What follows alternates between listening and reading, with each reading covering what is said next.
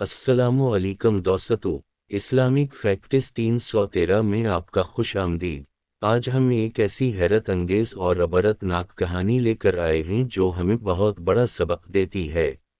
یہ کہانی ہے ہاروت اور ماروت نامی دو فرشتوں کی، جنہیں زمین پر بھیجا گیا اور ان کے ساتھ کیا واقعہ پیش آیا۔ آخر کیسے ایک عورت نے انہیں گناہ کی طرف راغب کر دیا؟ یہ واقعہ ہمیں کیا سکھاتا ہے؟ تو ویڈیو کو آخر تک دیکھیں، اور اگر آپ نے ابھی تک ہمارا چینل سبسکرائب نہیں کیا تو ابھی سبسکرائب کر لیں اور بیل آئیکن کو دبا دیں تاکہ آپ کو ہماری نئی ویڈیوز کی اطلاع مل سکے۔ دوستو، یہ واقعہ بنی اسرائیل کے زمانے کا ہے۔ قرآن پاک میں سورہ بقرہ کی آیت نمبر 102 میں ہاروت اور ماروت کا ذکر آتا ہے۔ یہ کہانی ہمیں اس بات کی یاد دلاتی ہے کہ انسان کو اللہ تعالیٰ نے اختیار دیا ہے اور اس اختیار کے ساتھ آزمائش بھی آتی ہے۔ اس کہانی کی ابتدا اس وقت ہوتی ہے جب فرشتے اللہ تعالیٰ کی بارگاہ میں عرض کرتے ہیں کہ انسان زمین پر فساد مچاتا ہے، گناہ کرتا ہے اور نافرمانی کرتا ہے۔ فرشتوں کو تعجب تھا کہ اللہ نے انسان کو اتنی آزادی کیوں دی ہے جبکہ وہ اس کا غلط استعمال کرتا ہے۔ اللہ تعالیٰ نے فرشتوں کو سمجھایا کہ انسان کو آزمائش کے لیے بھیجا گیا ہے اور اسے شہوت اور خواہشات دی گئی ہیں۔ اللہ نے فرمایا کہ اگر تم فرشتوں کو بھی انسانی صورت میں بھیج دیا جائے اور تمہیں وہی خواہشات دی جائیں تو تم بھی گناہ کر سکتے ہو۔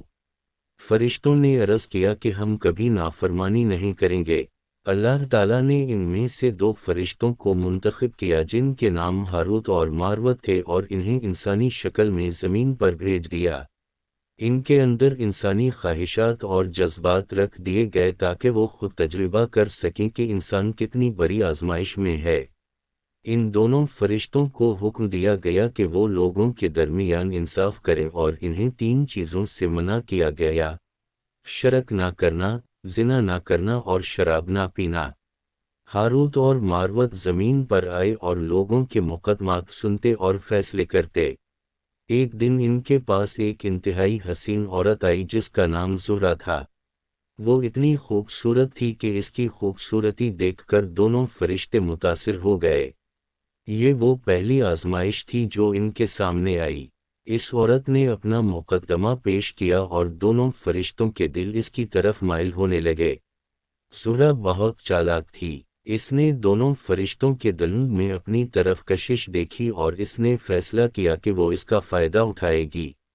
اس نے ان سے کہا کہ اگر تم واقعی میری مدد کرنا چاہتے ہو اور مجھے پسند کرتے ہو تو تمہیں میری شرائط ماننی ہوں گی۔ دونوں فرشتے اس کی خوبصورتی کے جال میں پھنس چکے تھے۔ زہرہ نے پہلی شرط رکھی کہ تمہیں میرے ساتھ شراب پینی ہوگی۔ دونوں فرشتوں نے سوچا کہ یہ تو چھوٹا سا گناہ ہے اور انہوں نے شراب پینے پر رضامندی ظاہر کر دی۔ یہ پہلا قدم تھا گناہ کی طرف۔ جب شراب کا نشہ ان پر چڑھا تو ان کی عقل و ہوش کمزور ہونے لگے۔ پھر زہرہ نے دوسری شرط رکھی کہ تمہیں بت کے سامنے سجدہ کرنا ہوگا۔ شراب کے نشے میں دونوں فرشتوں نے یہ بھی کر دیا۔ اس طرح انہوں نے شرک کا بھی ارتکاب کر لیا۔ پھر زہرہ نے تیسری شرط رکھی کہ تمہیں میرے ساتھ زنا کرنا ہوگا۔ نشے کی حالت میں دونوں فرشتے اس گناہ کی طرف بھی بڑھ گئے۔ اس وقت ایک شخص وہاں آ گیا جس نے یہ سب کچھ دیکھ لیا۔ زہرہ نے دونوں فرشتوں سے کہا کہ یہ شخص جو کچھ دیکھ چکا ہے وہ سب کو بتا دے گا اور تمہاری رسوائی ہوگی۔ تمہیں اسے قتل کرنا ہوگا۔ نشے اور گناہ کی دلدل میں پھنسے دونوں فرشتوں نے اس معصوم شخص کو بھی قتل کر دیا۔ اس کے بعد زہرہ نے کہا کہ اب تم مجھے وہ خاص کلمات سکھاؤ جن سے آسمان پر چڑھا جا سکتا ہے۔ یہ وہ کلمات تھے جو فرشتوں کو اللہ نے سکھائے تھے۔ دونوں فرشتوں نے نشے میں وہ کلمات بھی اسے بتا دیے۔ زہرہ نے وہ کلمات پڑھے اور آسمان کی طرف اوپر اٹھنے لگی۔ جیسے ہی وہ آسمان کی طرف بڑھی، اللہ تعالیٰ نے اسے ستارہ بنا دیا جسے زہرہ ستارہ کہا جاتا ہے۔ کچھ روایات میں اسے سیارہ زہرہ یعنی وینس کہا جاتا ہے۔ جب دونوں فرشتوں کا نشہ اترا تو انہیں اپنے کیے پر شدید ندامت ہوئی۔ وہ سمجھ گئے کہ انہوں نے کتنا بڑا گناہ کر دیا ہے۔ انہوں نے چند گھنٹوں میں وہ تمام گناہ کر دیے جن سے انہیں منع کیا گیا تھا۔ انہوں نے شرک کیا، شراب پی، زنا کیا، قتل کیا اور اللہ کے راز بھی افشا کر دیے۔ دونوں فرشتے اللہ کی بارگاہ میں رونے لگے اور معافی مانگنے لگے۔ انہیں احساس ہو گیا کہ انسان واقعی کتنی بڑی آزمائش میں ہے۔ جنہیں کبھی گناہ کا تصور بھی نہیں تھا، وہ چند لمحوں میں تمام بڑے گناہ کر بیٹھے۔ اللہ تعالیٰ نے ان سے کہا کہ تمہیں اختیار ہے، یا تو دنیا میں سزا بھگتو یا آخرت میں۔ دونوں فرشتوں نے دنیا میں سزا قبول کر لی کیونکہ انہیں معلوم تھا کہ آخرت کی سزا کتنی سخت ہوگی۔ چنانچہ دونوں فرشتوں کو بابل کی سرزمین میں ایک کنویں میں الٹا لٹکا دیا گیا جہاں وہ قیامت تک سزا بھگت رہے ہیں۔ لیکن اللہ نے ان کا استعمال بھی کیا۔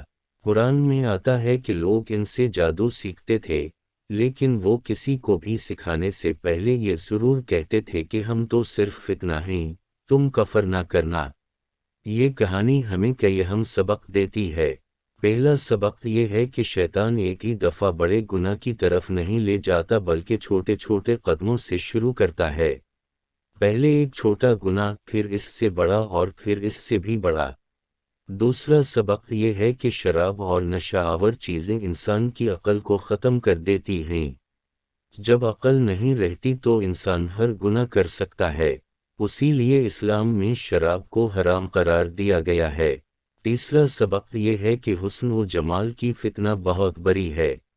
نظروں کی حفاظت ضروری ہے کیونکہ آنکھ ہی سے فتنہ شروع ہوتا ہے۔ چوتھا سبق یہ ہے کہ انسان کو اپنی کمزوری کا احساس ہونا چاہیے۔ فرشتے جنہیں کبھی گناہ کا خیال نہیں آیا تھا، وہ بھی جب انسانی خواہشات دی گئیں تو گناہ میں مبتلا ہو گئے۔ تو ہم کیوں اپنے آپ کو اتنا مضبوط سمجھیں؟ پانچواں سبق یہ ہے کہ اللہ کی رحمت بہت وسیع ہے۔ دونوں فرشتوں نے توبہ کی اور اللہ نے انہیں سزا تو دی لیکن مکمل طور پر رد نہیں کیا۔ یہ واقعہ ہمیں یہ بھی سکھاتا ہے کہ ہمیں کبھی دوسروں کو حقیر نہیں سمجھنا چاہیے۔